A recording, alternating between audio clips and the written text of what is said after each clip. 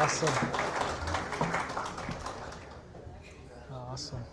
Well, good morning. Good morning. Thank you for the warm welcome. It's a pleasure to be here. And what a great breakfast that was, wasn't it? Hey, there we go. Yeah, give these people a hand. I think I ate enough for about 3 men, so if you see me get a little weak in the knees and buckling, just bring me a stool or something to come prop me up, all right? Because that was great. All joking aside, I've been looking forward to this morning with eager anticipation for a while since I had talked with Kevin about coming to speak. And I know you'd be able to connect with a lot of familiar faces and some expected that I invited, but also people that I haven't seen in a long time. And, it's just this sense of coming home. I've lived in Milverton now for almost 6 years, but I come to the wonky 5-section intersection here, and I come into Quails. I've spent a lot of time here as a young man, and yeah, it's really nice to be here. So thank you for coming. Before I get started, I just want to say thank you to Kevin. Thank you for the opportunity to come and speak. It's been a pleasure getting to know you over the past few months, and appreciate your friendship, Kevin. And for the Bible Chapel as well, to continue to put this on every month. There's obviously cost incurred, and I think it's just great how this breakfast can bring two things together that unify us as people, right? Especially people from Tavistock, and that is in sport and in faith. And oftentimes we can try and segregate these things, right? But there's a place for them to exist together. And so I just so appreciate that, and thank you to those from the Bible Chapel for the good work you're doing here. And as Kevin said, my name is Tom Habel. For those who don't know me, for those of you who do, you might have known me from the past or heard stories about me. Maybe you took a double take at your invitation this morning as you saw that I would be your speaker. You might have thought to yourself, is this the same guy I'm thinking of? Is this the guy that I've heard some crazier stories about? And yes, that would be me. I've packed a few more pounds on, a little more gray hair, and aged a little bit, but I am still physically that guy. But nearly a decade ago, I actually had an encounter with Jesus Christ. It was a dramatic thing. I'm excited to share that with you today, but it changed my life. It really changed my life. And the Bible talks about in 2 Corinthians 5:17 that anyone who is in Christ is a new creation. The old has gone and the new is here. And that's the story I want to tell you today. That while I'm still that same person physically, I became somebody new about a decade ago when I had this encounter with God. So I'm excited to share this story with you. It's a little bit daunting as I stand up here, look around, and share with you my dirty laundry of all the things that have happened to me in my life. 100 people, probably 80, 100 people in my hometown, and I'm excited to share the highs and lows of my life and how ultimately I came to this place where I am today. So I can't say that I'm a born and raised Tavi boy. We moved here when I was about 4 or 5 years old. I guess I should have checked. 4 or 5 years old, my parents, Scott and Lisa, wanted to raise their kids in a small town as opposed to the big city. And I'm thankful for that. And I grew up in a great home with great parents. My parents met in grade 10 of high school at WO in Baden and stayed together ever since. And they modeled commitment and love in our household. They modeled a strong work ethic. My dad's still the hardest working person I've ever known. And they just modeled this family commitment to me. I'm going to share a little bit about some of the struggles and the addiction stuff that I found myself in. And my family never gave up on me. They always walked with me and cared for me. And so I'm so thankful for the house that I grew up in. And I love you, Mom and Dad. Thank you for that. Some hard times, but they never turned their back on me. And so I'm going to fight back the tears. Is there onions at the table here? Hold on. Okay, yeah. Okay, we're good. We're good. I had this great home life. So I grew up in a great space and a lot of great friends. And but growing up, I never had any much idea of religion or God or any of this kind of stuff. I had grandparents that went to church pretty regularly, and so, when I got there for the weekend to sleep over, I'd go with them to church, and it was more forceful than willful, but Grandma would bring a big bag of snacks along to keep me quiet for the hour or so, and it wasn't bad. I was fed pretty good when I was there, and I didn't necessarily mind it too terribly much, but it was never really a prevalent thing in my life. Out in the circles that I hung around in, it wasn't like there was animosity towards it, but it was just never something that was important to me. And so from an early age then, to shape my worldview, who I was, I didn't have this religious background to myself. And so I kind of looked to the world around me of what would be the fulfilling life. I think we've all had this. Maybe you're thinking this as well, for wherever you're at in your life is, what's the measure of a fulfilling life? Who am I as a person? Who do I want to become? And, how do I achieve those things? And I asked myself that from a young age. a very young age. I looked to the stuff around me, the people around me, friends, family. Looked to just what happened in town and the things that I had seen, people that looked successful. I looked to TV and radio, the things that we were listening to, and talking with friends in school and all of these things, and began to formulate this idea of, what is the life that I want to achieve, and how am I going to get that life? How am I going to get there? And I eventually just came to this place, and I wrote this down because I knew I'd forget it, but I said, I thought that if I achieved all of the things that I desired and brought me pleasure, that would be the most fulfilling life possible. So I'll say that again. This is what I thought. I thought that if I achieved all of the things that I desired and brought me pleasure, that would be the most fulfilling life. So, if I could make the sports teams and win the championships, if I could, be in the popular crowds and go to the parties and be invited to all the stuff, if I could date the pretty women and make a lot of money and buy all of the things, it was very much based on what I could achieve for myself. So what I desired in myself was what I tried to pursue. And so that's what I would do. And I would begin with sports. That would be where I'd continue to start that. And there's a lot of sports players in here, I know that. Coaches, all sorts of things. And so there's usually two types of athletes, I think, as I was thinking through this. There's our uber naturally talented athletes. There's no doubt they work really hard, but things just come a little bit easy to them. Easier, I guess, maybe I should say. And then there's usually the other column that's got to work really hard because the natural ability is just not quite there. And I often found myself in that category B a little more often than not. Maybe some of you feel the same way, but it took me a little while to even crack out of the house league age and into more competitive sports. And but with the right opportunities, right coaches. Thanks, Will. Thanks for that. There's a few people in this room that helped with that. But I would eventually move forward from there. I'd be a part of 3 OMHA winning teams here in town: Pee Wee Ad, Bantam Rep, Midget Rep. I would go and play some high school hockey at WO. I was a fastball kid as well, so I played here in town. I won a Summer Games championship or championship. I went to play for a select team in New Hamburg, where we went to the Canadian Championships with a semifinal finish. And I don't say that to say that I'm the best player in the world. I was good enough to be there, but definitely not the guy that everyone was looking at to produce. Okay, it was I was a little more of an agitator than I was a goal scorer, but but I was there. And I mentioned this just to say that I was pursuing these things that I thought were going to bring me joy and fulfillment, and I was starting to achieve them. And I would continue on from there. When we're in the sports communities, those are definitely good inroads into the in crowds. And so I found myself, hanging out with some of the more popular people, guys that were older than me, and started going to high school parties when I was still in grade 8, and hanging around with high school girls. I thought I was living this thing that I thought would bring me fulfillment. And I was always a good communicator. I've always been a talker. My parents have joked over the years, and they'd say, Tom, you started talking at one point and you just never stopped. You never stopped talking. And there is a very good measure of truth to that statement. But this was something that really helped me over time in making these inroads into these places, trying to get myself into places where, I could be seen as, popular, cool, all these things that I think a lot of us desire throughout our lives, to be noticed, to be accepted. And so I would continue to do that. And from the exterior, that it looked good. I was playing on the teams, and I was going to the parties, and I was with the popular people, and I didn't have a lot of issue, getting attention from the opposite sex. All these things that I desired and wanted to have in life, they were starting to come to me. And so from the exterior, everything looked really good. If you saw what I was trying to do and saw what I was achieving, I wasn't achieving as much as everybody else. I'm not saying I'm the most popular person or any of that kind of stuff, but I was achieving the things that I thought would bring me joy. And so from the exterior, it all looked good.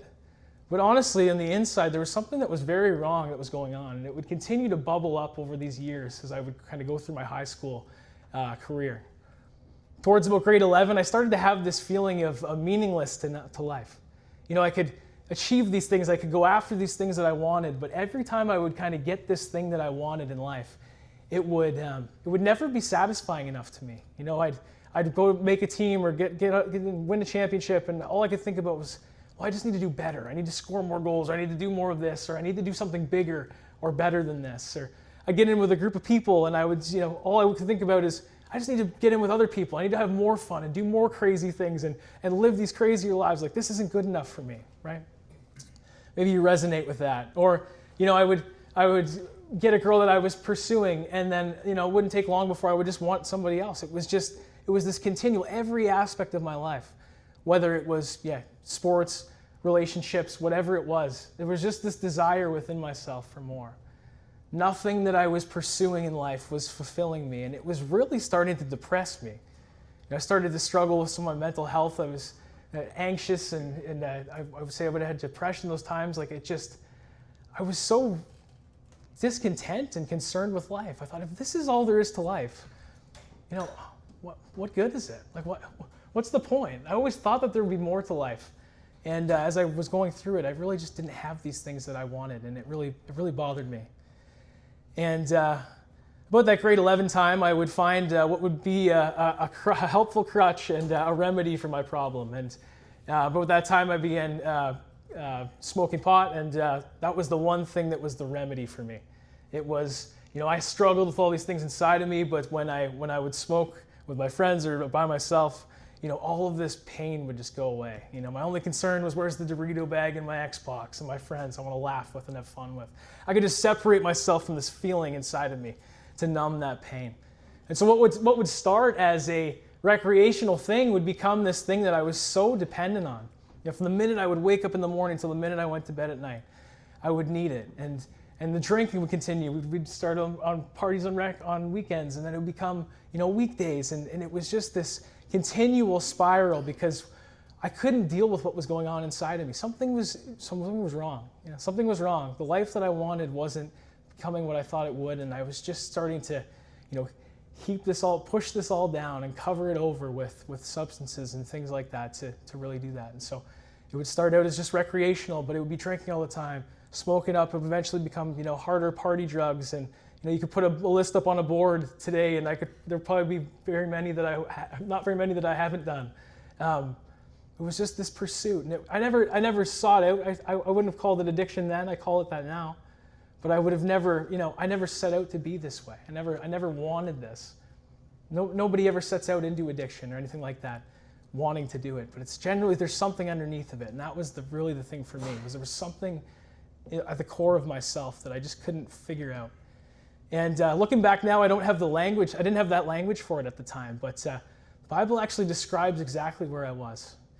And I'm not going to preach at you for anybody here who's not a believer or anything like that. I don't want to make this uncomfortable for you. I wasn't one for a long time in my life, and it was uncomfortable for me at times. But I'm just going to reference a couple things here that I think are helpful. And in Ephesians 2:1-3, it says that apart from God, we are all at one point dead in our transgressions and sins, following the ways of the world, gratifying the cravings of our flesh.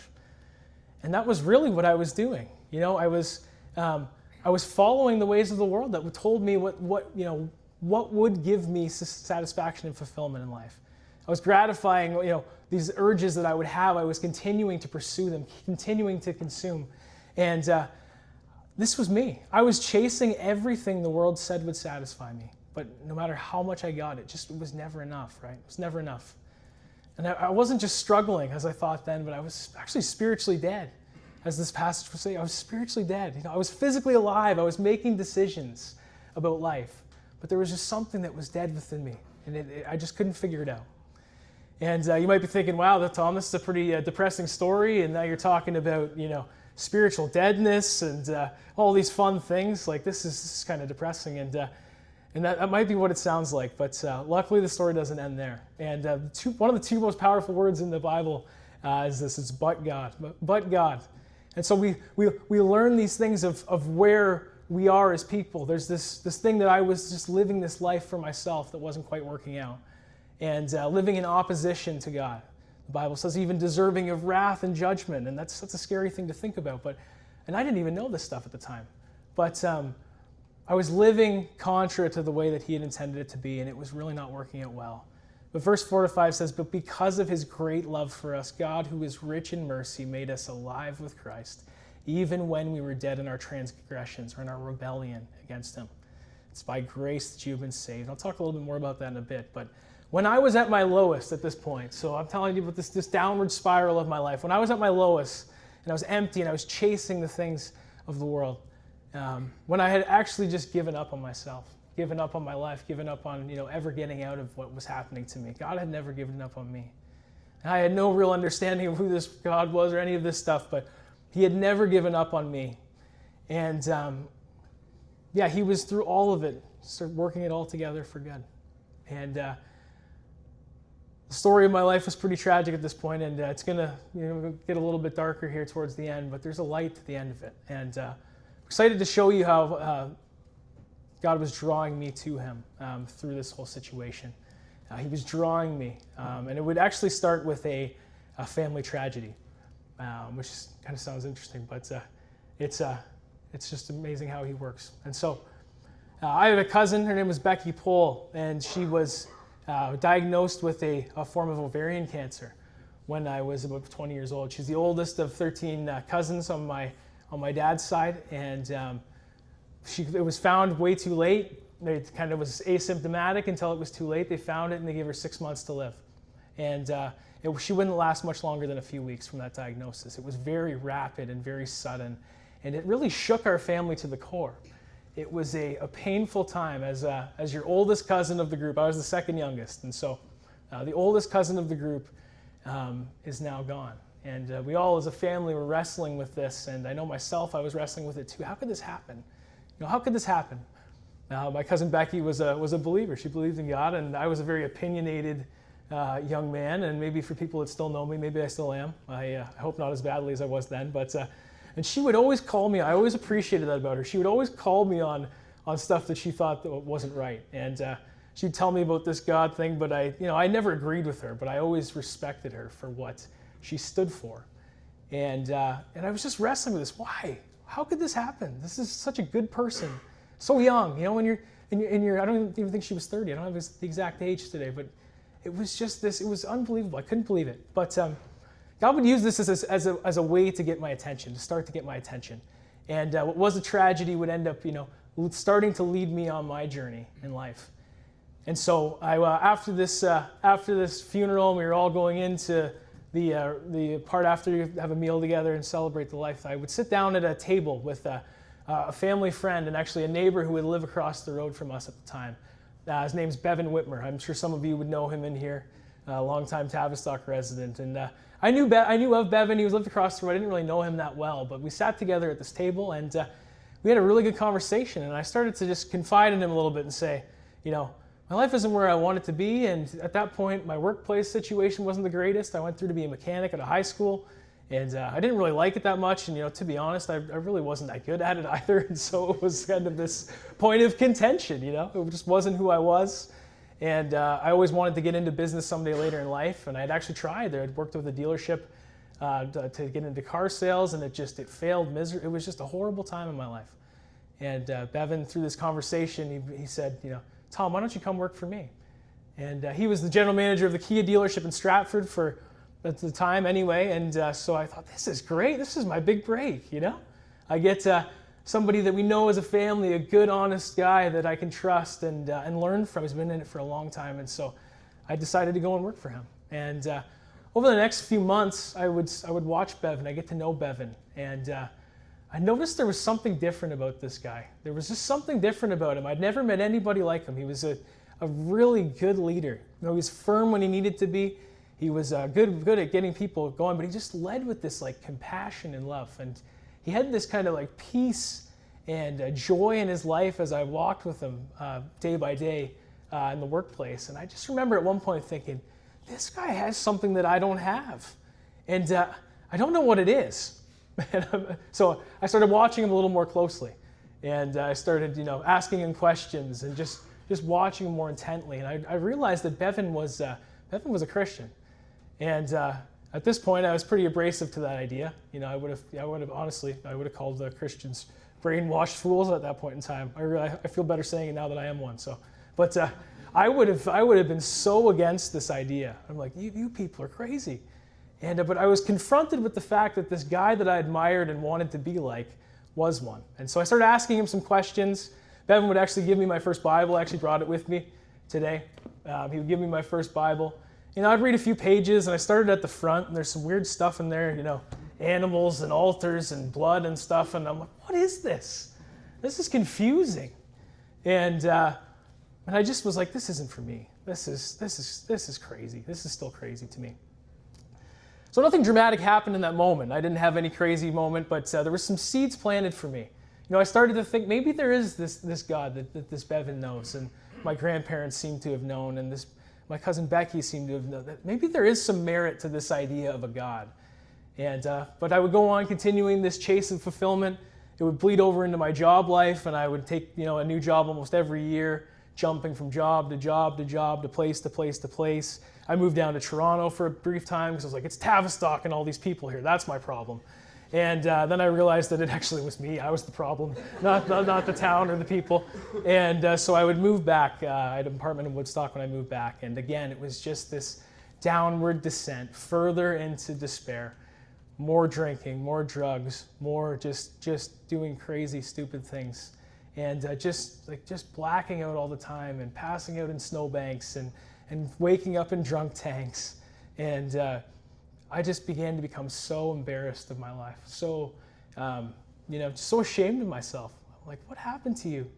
I had such a successful life in my early start of the year, but then people are almost wanted to disassociate with me because of this fall from where I was, and I was at my rock bottom place, and that's where God would meet me.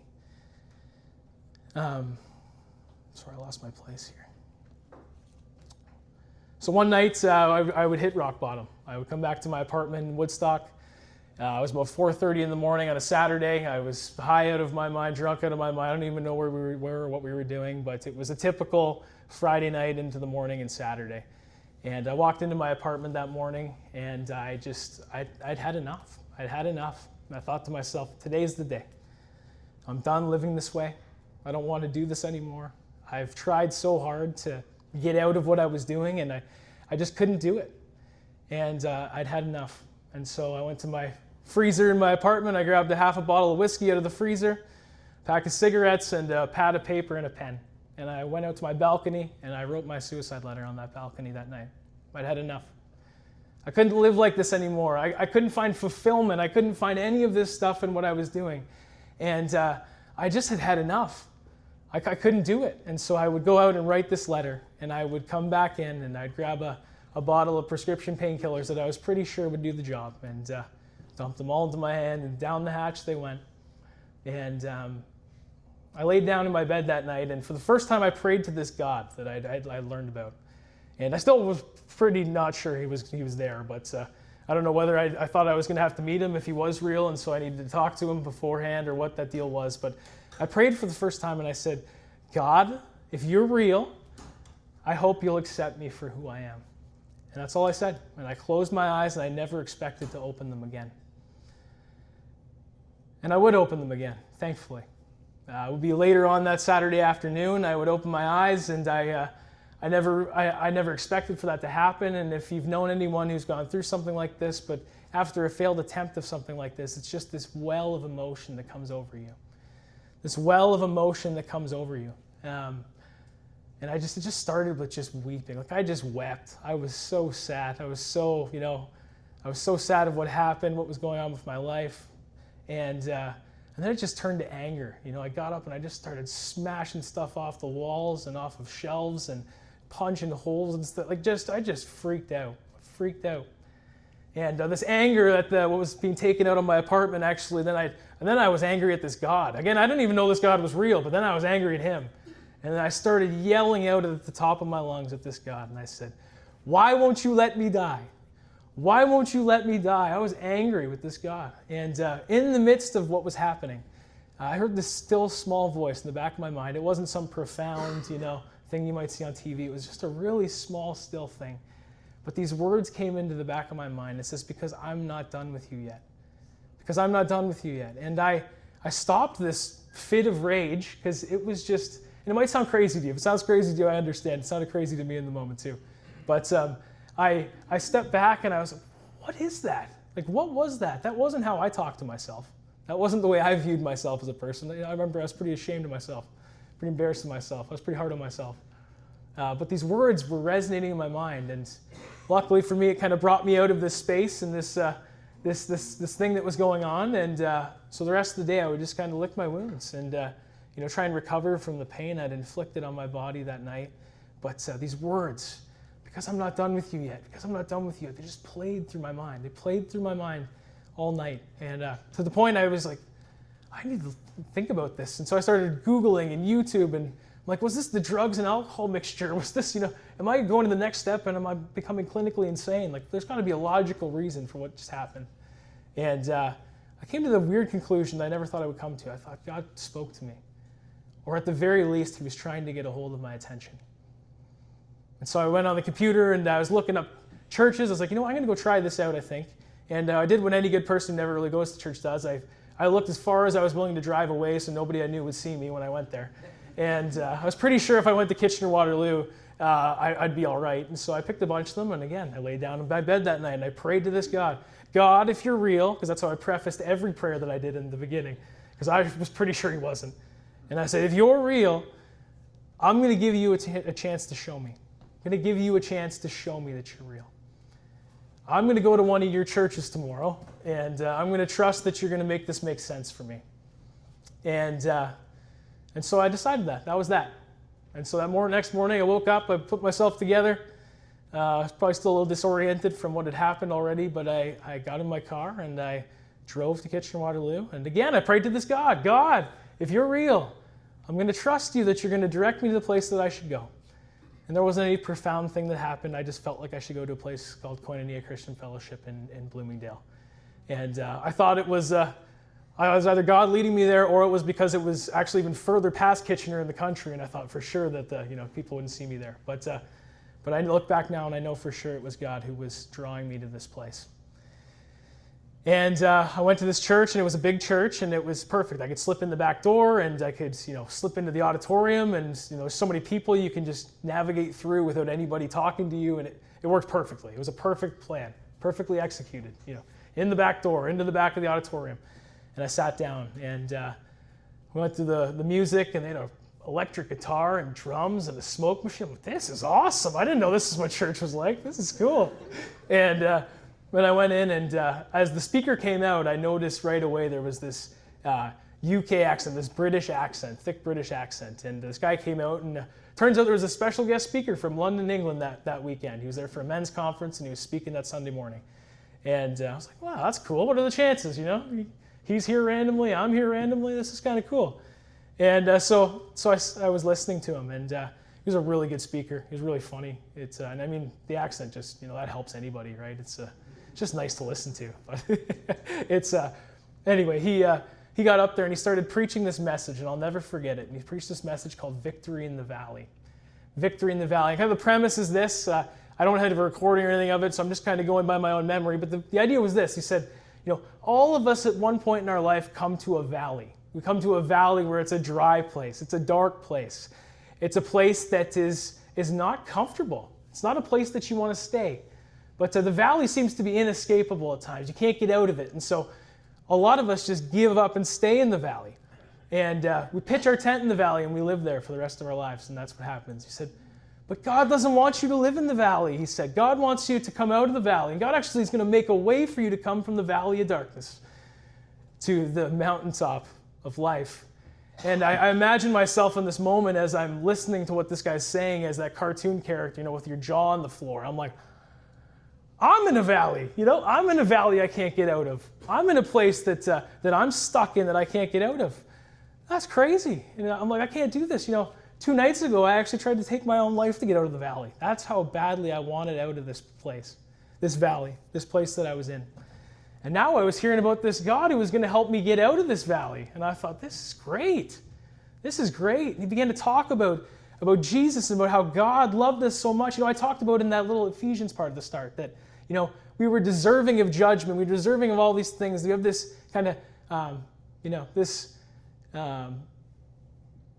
selfishness, this stuff within ourselves that we just seek what we want, and that never fulfills. And God, even through that, he would make a way through Jesus to come. And Jesus would come to the world. And he would take that punishment that was deserving for us, and all for us to be able to come to him. And all that we needed to do to receive this was to believe. Now, we quoted this verse. It's in Ephesians 2:8, a little bit further down. For it's by grace you've been saved through faith, and this is not from yourselves. It is a gift of God, not by works, so that no one can boast. You need to remember the context of this, people. I was a salesman for a long time. At this point. And I'd made some good deals and bad deals. And I thought to myself, that's a pretty good deal. I could have eternity with God. He's going to help me out of this valley in my life. And all I have to do is believe in him, and that's for me. I thought, that is a good deal. That's good news. I didn't really understand a lot of the stuff that was going on. I didn't grow up around the church. And so, sometimes we as Christian people can get a lot of Christian jargon, and it's confusing to people that don't know about it. But I didn't even really know everything that he was saying, but I knew that I wanted what he had to offer. And so at the time, at the end, there's this thing that they do sometimes, and you'll see if you ever go, but they do a response time, right? And they say, if you want to give your life to Jesus and get out of the valley, put your hand up. No one is watching. No one is watching in here. So you just put your hand up. And so he did this, and I put my hand up. It was probably about touching the auditorium ceiling. I was like, me, I want this. And I went to walk out of the sanctuary after, and there was a few people watching. They tricked me. And this lady came up to me, and she said, hey, sir, I don't mean to make you uncomfortable, but I saw you put your hand up, and I was wondering if you wanted to just come into the Welcome Center and we give a coffee. I got a free gift I want to give you before you leave. And I'm like, I love free stuff. This is great. I'm like, sure, this is a great place to be. And I went into this place, and I just told her everything. I'd never really opened up to a lot of people about what I struggled with. I just told her everything that I had done, all the bad things I had done, all the way to this time where I tried to take my own life. I let it all out. And she talked to me about this Jesus again, this forgiveness that comes from believing in him. And she walked me through what's called a prayer of repentance. That's another big churchy word, but really it just means to turn away. It's like a 180 away from your old life. You look at the old life and you confess that, and you give it away. You say, I'm not doing that anymore, and you just turn the other way. That's all it really is. And you put your trust in God. You believe in Jesus, and you're safe. Safe from eternal judgment like we talked about, but also, you have a present help in your time of need. God's Spirit comes into your life and empowers you and helps you to get through life. And I learned this stuff, and I prayed this prayer, and I didn't know everything. I hardly knew anything. I'd maybe read, 10 verses in the Bible my entire life. But I tell you what did happen is when I left that church that day, I felt free. For the first time in my life. Free of the unrealistic expectations I placed upon myself. Free of what I thought other people thought of me. Free of this need to medicate myself and to all of these feelings of anxiety and depression. All of this stuff would just melt away. And I can't explain exactly how it all happened, but I left that church that day and I was free. And almost a decade later, I stand before you, a very different man, but that freedom has never left me. It's never left me. That doesn't mean that times haven't been hard. It doesn't mean that I haven't had to walk through challenging things, but there was a peace and a freedom in knowing Jesus and knowing that he took for me what I could never fulfill myself. And it was hard at the start. I think sometimes we hear stories like this and we think it was just easy after that. It was the hardest thing in my life to try and walk through this. I had to deconstruct my whole life. I had to start thinking about things differently. And, it was really challenging. I actually ended up leaving Tavistock and, leaving some of my really good friends and not really explaining to them why I left town. And it wasn't their fault. It was just because I was so weak and in this really broken state. And I locked myself in my apartment and I studied the Bible and I watched videos and I just couldn't get enough of the truth of God's word. And it just really changed me as God was with me through it, and as I started to grow and learn, and it changed me. And as I gave my life slowly, piece to piece, by Him, as I gave this anxiety and depression to Him, as I gave all of these things over, troubles with finances and dating and all of these things, everything seemed to line up. I'd read this thing and I'd put it into practice. And life just started to change in miraculous ways. It was amazing just to see all of those things. I struggled with anxiety and depression for a long time. I took the highest dose of medication for it that they'll give you. And, a couple of years later, went off it completely. I've never needed it again. A part of my life was gone. It was healed. I lived my finances. I was in a lot of trouble with money, and I just trusted God in it. I started to tithe like it talks about in the Bible. I started to just say, God, I trust you with this. I believe that all that I have is yours. He started to open these doors for me. Job opportunities started coming and things like that. And it just, all of these doors just started to open for me as I started to trust this God. Dating, the same thing. I'd never been in a dating relationship where, like how God would describe it. Like, you can't have sex when you're dating. That sounds terrible. Like, why would I want to do that? But I learned this idea of what true dating was to look like and how you're supposed to grow together and save those things for later, because you can really get to know one another without any sort of expectation. And I loved my wife more in 6 months than I'd ever loved anybody in my life, because I loved her for who she was, not because of what she could do for me. And I was just amazed. I'm like, God, everything that you instruct me to do, when I do it, it just seems to work out the way that it should. And I believe it now. It's because of, just because it's the truth. It's the truth of God's word. It's the truth of his love for us, for all of us. And as I practiced that, it continued to be great. It was unbelievable. It was such a dramatic and drastic change in my life from start to finish. And it's not this book. This book is not a book of rules. It's not a conformity. It's not it's not something that you just have to follow it and do the right things and everything's all good. Like, this is like the car operator's manual for humans. This is like, you put this into practice and it will change your life. You want to use a sports analogy? It's the playbook of life. This will help you. This will help you. It helped me. That day back then, and I'm just going to wrap up talking about this, but that back then I was just a broken man, anxious, depressed, lacking fulfillment in life. I've struggled with who I was. I was ashamed of myself, embarrassed of who I'd become. And I stand before you today, a man filled with joy and peace, happiness, not because of what I've achieved, but because of who I am in God. I have a beautiful wife, a beautiful family. I have a beautiful home. I have good friends that know me personally, know everything about me, and they love me and encourage me. I have a church family, and when you find a good church, that's what it becomes. And I have a church family in Milverton that encourages me. I continually grow. They care for me. And it's just such a drastic difference from where I was before. And I can't explain how it all happened, but it all started with that yes. It all started with that yes to Jesus. I didn't understand it all. I didn't have it all figured out, but I knew I needed him. And if you saw the invitation for this breakfast, and maybe some of you haven't seen it, but I talked about the idea of learning about a new type of victory. I thought living a victorious life was all about achieving what I wanted. And I brought this anxiousness to achieve in life. Victory was determinant upon what I could do in life. But now I'm able to live from victory because of who I am in Jesus first. You could live from victory instead of living to obtain victory. And it will change your life if you'll look at it that way. It's the peace of God that comes over you.